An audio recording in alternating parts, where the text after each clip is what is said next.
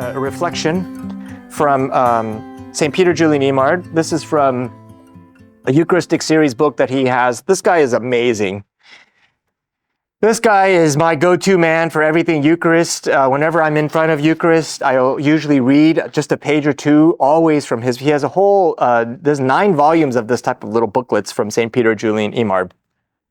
This is from his book. So can somebody just read that for us?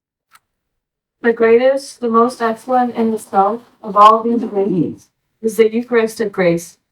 I do not say that because I myself have received that grace from God, but because I am positive it is the truth. Considered in itself, it excels the grace of which draws one to the Passion, or to any other mystery.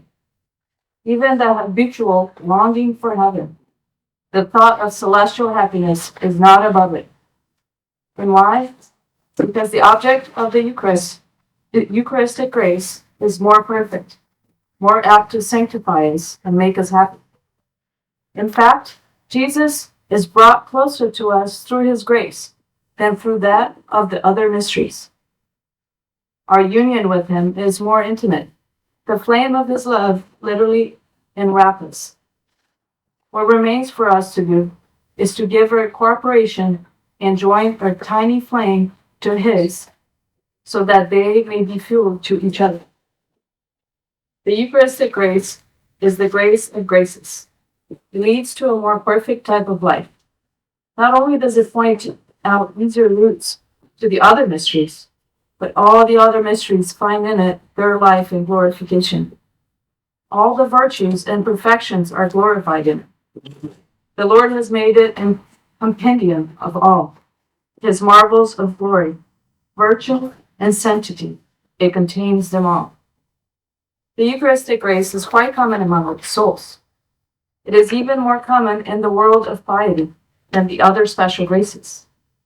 A greater number of souls are called to a state of perfection through the Eucharistic grace than through any other. Why is that? Because this grace presents fewer difficulties and lies more within our reach. Its ways are more gentle and inviting. For instance, if the Passion of Christ is to be the guiding through our life, you have constantly to recall his sufferings to mind with a lively faith and an ardent love.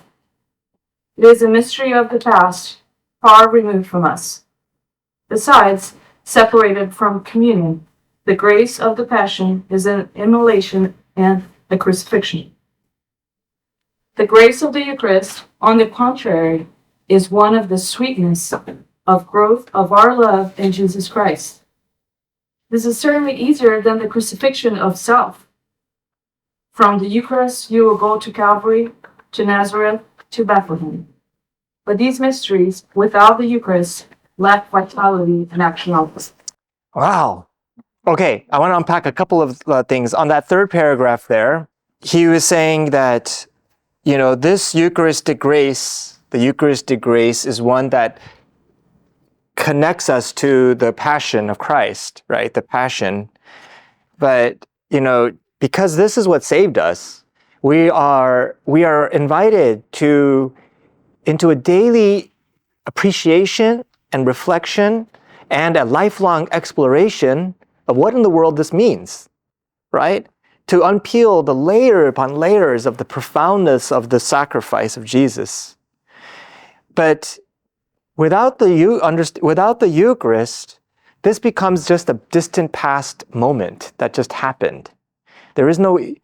This Eucharist carries the love of Christ, of sacrifice, to make it truly present today. So this is, I don't know if John had covered this, but in the word represent.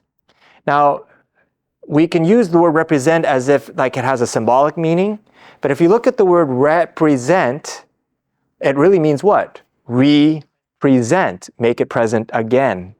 So what is the whole point of the Eucharist is to make present this sacrifice that saves us. Is to make present that love. So the Eucharist represents the sacrifice, but not representing meaning that it's a symbol. It represents the sacrifice. technical word for that is amnesis, which is taking the past and truly making it present, right? That's what happens in every Mass. So what he was saying here is, without this, this becomes, if we're called to meditate upon this, we're called to look at this, at what saved us, it's still a distant memory. It's sort of like this thing that just happened. But with the Eucharist, we have this sweet, inviting invitation to continually unite ourselves with the awful sacrifice that saved us, right? And then he's saying that there are so many different avenues of grace, but all the graces, it's the Eucharistic grace that surpasses all the other types of grace, because it is Jesus. It's Jesus. So much to chew on in that one. So maybe take another read of that. But let's go through this epic journey. I'm going to go through it relatively fast about the biblical history of the Eucharist. Remember, in some ways, this entire Bible is literally summarized by this Eucharist. It's like this huge funneling effect. It's like the whole Old Testament, it all gets funneled to this, right? It's like this big crescendo. So you can either call it, like a funnel coming down to this, or you can call it like a summit. Like there's the whole Old Testament and everything builds up to it and it gets to the top of this right here. And so the entire Bible is meant to bring us to this point right here. And so this is a summary really of the Bible that I'm about to present. It's a sort of a summary. This, what I call it, like a kind of a golden thread that weaves from Genesis all the way to Revelations, is really the theme of the Eucharist. As this golden thread that is weaving this whole intricate tapestry from Genesis to Revelations. And one of the key core concepts, it's not written out here, I didn't want to detail it, but is the word covenant. And the covenant is really that golden thread. And all the Old Testament is all about God re-ratifying the covenant with his people. It's all about that. The people are just called to follow that first commandment. Worship the Lord your God with all your heart, soul, strength, and mind, and love him. That's it. That was all they're called to do. Follow his laws, and God will give you everything you need. Protection, prosperity, love. He gets you all of that, and eternal life. But we keep messing up. We're a bunch of bumbling dorks, right? And so the Old Testament is all about the people sinning, going into idolatry, and murdering each other, and greed, and fighting, and war, and it's just this sad state of affairs. It's really looking at the human condition. So the Old Testament is really just a sort of a graphic representation of our human condition, that sin has ravaged us. Sin is a terrible infection that has ravaged our humanity. And so the Old Testament is, really describing that out. What is the whole point of sacrifice, right? What is the whole point of this? And why does it have to be so violent and so graphic? And that's one of those themes that we're going to be covering today, is to really understand how the Old Testament really leads up to this climactic moment of the cross, right? And we'll go into that. So in the Bible, that first square there you'll see that's Cain and Abel's story. That's the Cain and Abel story, right? And there you see Abel is the one that is kneeling down nearest to that big fire right there, right? That's Abel. And then you see Cain is behind him, and Cain is sort of sneering back. Why? Because you guys should know the story, right? That God asked for sacrifice. And Cain was a farmer of crops, and Abel was a shepherd of sheep. And in the story in Genesis, God favors Abel's sacrifice over Cain.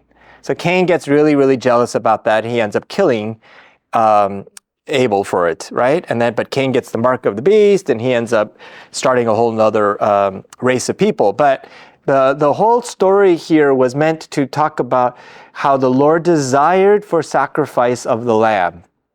And that's from the earliest story of Genesis. I think it's chapter 4 or 5, right? That this story comes right off at the very beginning. The next picture after that is Noah. And Noah had this 40-day flood. And after the flood was over, what's the first thing he does? He takes a lamb and he sacrifices the lamb. And then this big rainbow appears and God says, be fertile and multiply. I will not flood the earth again like this. But there is a sacrifice there. Then we have the story of Abraham sacrificing Isaac. This is the real true backdrop story to the Eucharist, the Old Testament backdrop to the Eucharist. Why?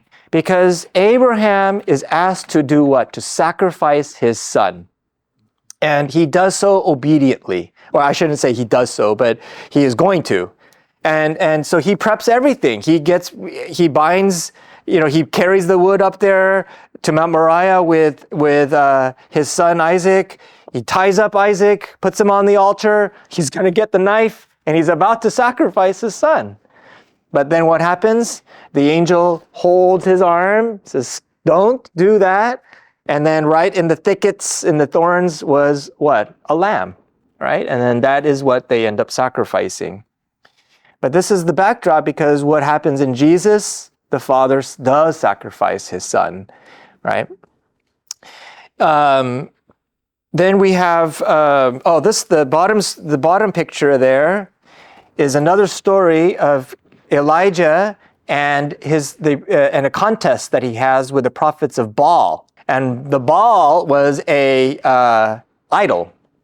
And they had all these prophets dedicated to this idol. And Elijah and these guys were slaughtering all the Israelite prophets. And so Elijah ends up being kind of the last prophet. And he's scared. But he gets this commissioning from God. And so they go through this contest. They have 2 altars. And the prophets of Baal get their lamb or their bull, and they sacrifice that. And then they start dancing around the altar. They cut themselves. They whip themselves. They go all night just trying to get their God to consume with fire that sacrifice of theirs. And they go crazy, and nothing happens. And then Elijah comes onto the scene. He says, here, and he has his altar, and there's his bull that he sacrificed. And then what does he say? He says, get large, huge jugs of water and pour it all over the altar. And they pour it. And he goes, do more. And they pour it. And then it ends up with this huge, moat kind of all around the altar. And then Elijah comes with this beautiful prayer, look, God, you are mighty and great and whatever. And then what happens? Boom! The fire comes down from heaven and incinerates that sacrifice, right? So all throughout, we see the stories of God favoring sacrifice of the lamb.